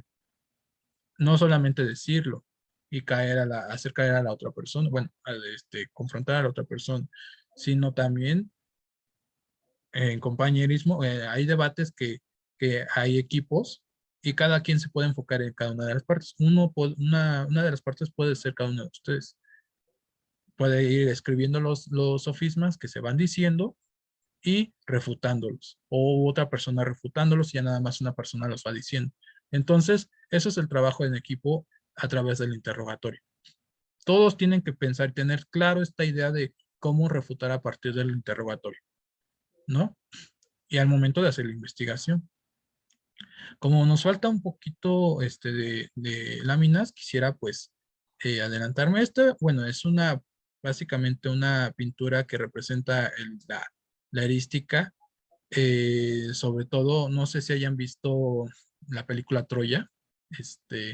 Si no, bueno, bueno, está en la Ilíada de Homero. Troya básicamente pues se refiere a la guerra que hubo entre Esparta y Troya sobre un conflicto entre básicamente pues dos personas, ¿no? Eran dos reyes de Troya que van a Esparta a hacer la paz, ¿no? Porque siempre estuvieron en guerra, siempre estuvieron en guerra. Entonces, el rey de Esparta los recibe, les da de comer, pero uno de los príncipes de Troya se llama París, es quien vemos acá. París lo que hace es enamorarse de la reina de Esparta, y cuando ya se van estos dos príncipes de Troya, se van a su país, se llevan a la reina de Esparta, porque se enamoran, tanto París como Helena se llama la reina de Esparta. Se la roba, bueno, se enamoran, se la lleva, y eso es lo que causa el conflicto. El rey de Esparta se enoja con los troyanos, se van a la guerra. Y aquí lo que pasa es que París siempre fue una persona muy miedosa, una persona muy callada, muy tímida. No tenía las habilidades para ir a la guerra. Sin embargo, lo que le daba la fuerza para ir a la guerra, para pelear por Helena, por su amada, es ¿cómo se llama? Es la ira. Y aquí está representada Eris como la ira. La famosísima manzana de la discordia, la manzana de la ira. Y cuando nosotros nos enojamos y nos damos cuenta, se va de nosotros la sabiduría representada por Atenea y la justicia. Esta es una alegoría muy padre en el sentido de que representa cómo al momento de que llega la ira, se va de nosotros la inteligencia y los valores. Esto es importante para el debate, porque nosotros debemos de controlar y saber manejar nuestros sentimientos, nuestras pasiones. Si nosotros nos enojamos, en principio, perdemos con nosotros mismos. No tenemos no tenemos que pasar por lo que pasó París. Cuando se enoja, se va de la sabiduría y los valores, la justicia. Llega a la ira. Solamente le da fuerza, pero es una fuerza bruta. Que no nos pase lo mismo que París, ¿no? Un último, ya para ir terminando y recapitular todo, ya nos quedan algunos minutos. Siempre recomiendo hacer un compendio, un silvadone. En italiano esto es repertorio, compendio diario. ¿Sobre qué? Sobre sofismas, frases, dichos, anécdotas, argumentos, ademanes, por supuesto. O sea, tenemos que saber, tenemos que conocer cómo es que nosotros reaccionamos, tenemos que vernos frente a un espejo, tenemos que acostumbrarnos a ser expresivos también, un compendio de conectivas discursivas, eso lo encuentran en cualquier libro de argumentación o de gramática, por supuesto, en cualquier diccionario. ¿Sobre qué? Sobre diferentes tipos de diferentes temas, tipos de temas, sobre temas sobre vida o muerte, amor o desamor, triunfo o fracaso, valentía o miedo, esperanza o resignación. ¿Quiénes de nosotros siempre no nos han pedido que digamos algunas palabras en algún momento especial? ¿No? Siempre debemos de tener este repertorio de esquemas con respecto a diferentes temas. Eso es muy necesario en retórica y en dialéctica, en el debate. Eso siempre nos va a dar de qué hablar, y no solamente hablar por hablar a través de las técnicas que ya hemos visto, o al menos una de ellas, que es el interrogatorio, ¿no? Reforzar, reafirmar, demostrar. Siempre no, tener este compendio, siempre tener por ahí dice este cajón de alfileres, siempre ¿cómo le dicen por ahí? Tiliche de herramientas, siempre nos va a dar algo consistente que nos vamos a sentir seguros para el momento de debatir, al momento de hablar. Siempre vamos a tener de qué hablar, pero la cuestión del orador, de la oradora, del reto, de la rétora, del debatiente o de la persona que esté frente a otra persona argumentando, siempre va a tener de dónde sacar ideas. Si tenemos este repertorio. Y bueno, una rápida recapitulación. Vimos cuáles son las partes del discurso, vimos en qué consiste cada una de las partes, cuál es su conexión con ellas, cuál es qué las diferencia. Vimos, por supuesto, qué refutamos, las falacias, que son los argumentos del lenguaje común. A eso se le llama lógica no formal. No, porque no es que no tenga formas, es que son formas que aparecen en el lenguaje común y son muy efímeras como para estudiarlas. Y son muy comunes. Las que sí se quedan fijas son las formas, los esquemas del lenguaje, de la lógica formal. La lógica informal se ocupa de los argumentos del lenguaje común. En el lenguaje común encontramos gran variedad de argumentos. Entre ellos están los sofismas o falacias. También vimos lo que es la refutación dialéctica a través de este esquema que les presento. Dentro de la dialéctica, el interrogatorio representa una técnica para depurar el tema o problema y descartar lo aparente. Perdón, me faltó la S. Lo aparente, lo falso o lo inválido, ¿no? Y en una última instancia vimos que es la refutación erística, que también con la alegoría de la pintura, ¿no? Pero en esta última instancia quisiera comentarles algo. El diálogo no siempre es consensuado o formal. En la vida se presentan muchas ocasiones en las que tendremos que luchar por nosotros mismos y por los que más amamos. Por ello, hay que estar preparados para defendernos, porque cuando conocemos y sabemos cómo debatir, haremos un mundo más plural, un mundo más para todas y todos. Muchas gracias. No sé si tengan alguna pregunta, y digo, ya se nos acabó el tiempo, pero si tienen otro compromiso, digo, entiendo, pero si no, pues aquí estaré respondiendo. Esta presentación se las voy a hacer llegar, y la bibliografía también, por supuesto. Más recomendaciones de libros, hay muchísimos. En español difícilmente encontramos, pero en inglés sí hay muchísimos. En inglés sí encontramos bibliografía extensa. Sobre todo, bueno, es que desafortunadamente Estados Unidos siempre ha tenido como una tradición de debate, de diálogo o de oratoria muy marcada, pero eso no tiene que representar ningún problema. Nosotros, y para eso están estos lugares, nosotros podemos y debemos hacer una tradición nueva, una tradición de debate y de oratoria en la que nosotros como estudiantes, como universitarios, como personas, tenemos ese encaminar hacia la sociedad, hacia el debate.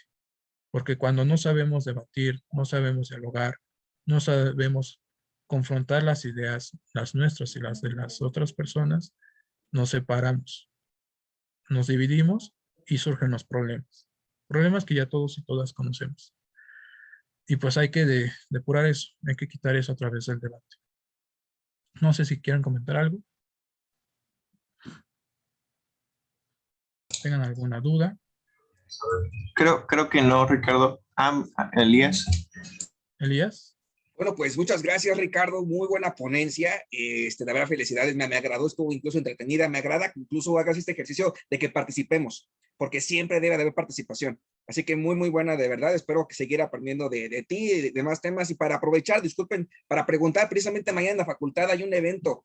Me encantaría ir, pero también aprovecho el espacio para preguntar, ¿puedo asistir? ¿Hay que registrarse? O sea, yo alumno, llevo mi credencial, entro y ya. ¿El que se envió en el grupo de WhatsApp? Sí, es que publicaron en el grupo de WhatsApp que mañana en la facultad va a haber un evento de oratoria, precisamente. También para preguntarles si van a estar ustedes, sería pues, un gusto encontrarlos y por ahí tomarnos una foto, convivir un poquito. Bueno, en mi caso, no sé si vaya, tengo algunas otras actividades, pero no sé, en los demás, Sí, a lo mejor ahí nos encontramos durante la semana, son muchas actividades y me parece que no se requiere ningún tipo de registro, sino más bien en cuanto a disponibilidad en los auditorios. Entonces, pues siempre y cuando haya cupo, creo que todos serán bien recibidos. Claro. Y pues bueno, no sé. Gracias. Muchas gracias. Gracias. Muchas gracias, Ricardo. Felicidades. Muchas gracias, Cuídense. hasta luego. Buen día.